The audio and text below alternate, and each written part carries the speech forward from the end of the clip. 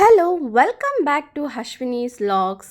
ಇವತ್ತು ನಾನು ಪುದೀನ ಪಲಾವ್ನ ಎಷ್ಟು ಈಸಿಯಾಗಿ ಅಂದರೆ ಸಖತ್ ಈಸಿಯಾಗಿ ಹೇಳ್ಕೊಡ್ತೀನಿ. ಆ್ಯಂಡ್ ತುಂಬ ಟೇಸ್ಟಿಯಾಗಿತ್ತು ಇದಂತೂ.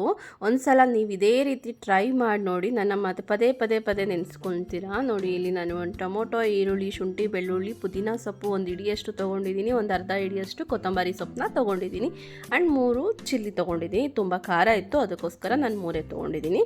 ನೆಕ್ಸ್ಟ್ ಇದನ್ನು ನಾನು ಜಾರ್ನಲ್ಲಿ ಪುದೀನ ಆ್ಯಂಡ್ ಕೊತ್ತಂಬರಿ ಸೊಪ್ಪು, ಚಿಲ್ಲಿ ಆ್ಯಂಡ್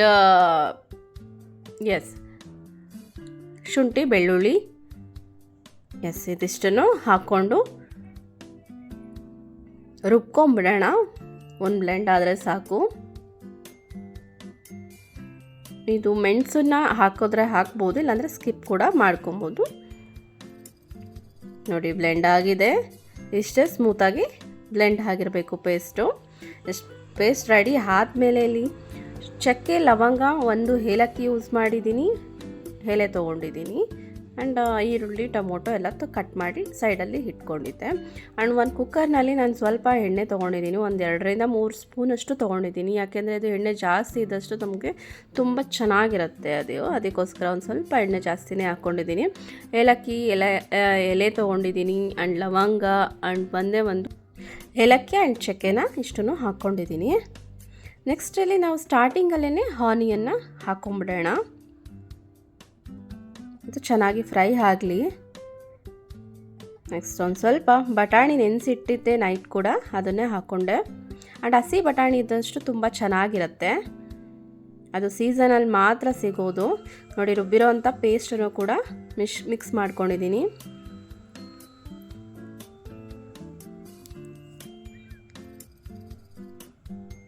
ಇದಕ್ಕೊಂದು ಸ್ವಲ್ಪ ಉಪ್ಪನ್ನ ಈಗಲೇ ಹಾಕ್ಕೊಂಬಿಡೋಣ.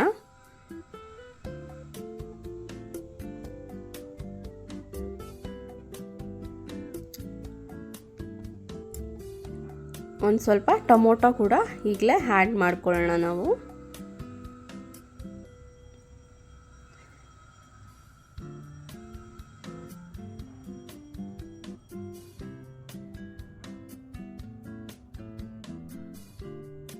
ಒಂದು ಗ್ಲಾಸಷ್ಟು ವಾಟರ್ನ ಆ್ಯಡ್ ಮಾಡ್ಕೊತಿದ್ದೀನಿ.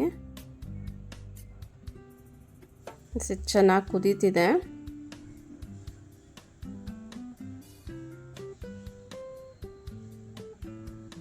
ಇಲ್ಲಿ ನಾನು 3 ಗ್ಲಾಸಷ್ಟು ಒಂದು ಸ್ಮಾಲ್ ಗ್ಲಾಸಲ್ಲಿ ನಾನು ಅಕ್ಕಿನ ತೊಗೊಂಡಿದ್ದೀನಿ ವಾಶ್ ಮಾಡಿಕೊಂಡು. ಸೊ ನಾನು 6 ಗ್ಲಾಸಷ್ಟು ವಾಟರ್ನ ಆ್ಯಡ್ ಮಾಡ್ಕೊಂಡಿದ್ದೀನಿ. ಅದಾದಮೇಲೆ ಕುದಿಬೇಕಾದ್ರೆ ನಾನು ಸ್ವಲ್ಪ ಗೋಡಂಬಿ ಹಾಕ್ಕೊಂಡೆ, ಆ್ಯಂಡ್ ಸ್ವಲ್ಪ ಕಸ್ತೂರಿ ಮೆಥಿನ ಹಾಕ್ಕೊಂಡಿದ್ದೀನಿ, ಆ್ಯಂಡ್ ಸ್ವಲ್ಪ ಅರಿಶಿನ ತೊಗೊಂಡಿದ್ದೀನಿ. ನೋಡಿ, ಇಲ್ಲಿ ವಾಶ್ ಮಾಡಿ ಇಟ್ಕೊಂಡಿದ್ದೆ ಅಕ್ಕಿನ ಎಲ್ಲ ಮಿಕ್ಸ್ ಮಾಡ್ಕೊಳ್ಳೋಣ. ಕುದಿಬೇಕಾದ್ರೆ ಹಾಕ್ಕೊಂಡ್ರೆ ನಮ್ಗೆ ಉದುದ್ರಾಗಿ ರೈಸು ತುಂಬ ಚೆನ್ನಾಗಿ ಸಿಗುತ್ತೆ. ಸೊ ಸ್ಟಾರ್ಟಿಂಗಲ್ಲೇ ಹಾಕ್ಬಿಡ್ತಾರೆ ಅಕ್ಕಿನ, ಆ ಥರ ಹಾಕ್ಬಾರ್ದು, ನುಚ್ಚಾಗುತ್ತೆ ಅಕ್ಕಿ ಎಲ್ಲ, ಪೀಸ್ ಆಗಿಬಿಟ್ಟಿರುತ್ತೆ. ಒಂದು 3 ವಿಸಲ್ನ ಕೂಗಿಸ್ಕೊಂಡು ಬಂದು ಇವಾಗ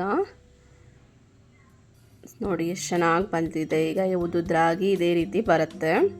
ಸೊ ಲಾಸ್ಟಲ್ಲಿ ಕುದಿಬೇಕಾದ್ರೇ ಹಾಕ್ಕೊಳ್ಳಿ, ರೈಸ್ ತುಂಬ ಚೆನ್ನಾಗಿ ಬರುತ್ತೆ. ಆ್ಯಂಡ್ ಸಖತ್ ಸ್ಪೈಸಿ ಆಗಿತ್ತು. ಆ ಪುದೀನ ಫ್ಲೇವರ್ ಅಂತೂ ತುಂಬ ಚೆನ್ನಾಗಿ ಬಂದಿತ್ತು. ಎಷ್ಟು ನಾವು ಜಾಸ್ತಿ ಹಾಕೋತೀವೋ ಅಷ್ಟು ಚೆನ್ನಾಗಿರುತ್ತೆ ರುಚಿಯಾಗಿ. ನೀವು ಇದೇ ರೀತಿ ಒಂದು ಸಲ ಟ್ರೈ ಮಾಡಿ ನೋಡಿ, ತುಂಬ ಹೆಮ್ಮಿಯಾಗಿರುತ್ತೆ. Thank you so much for watching.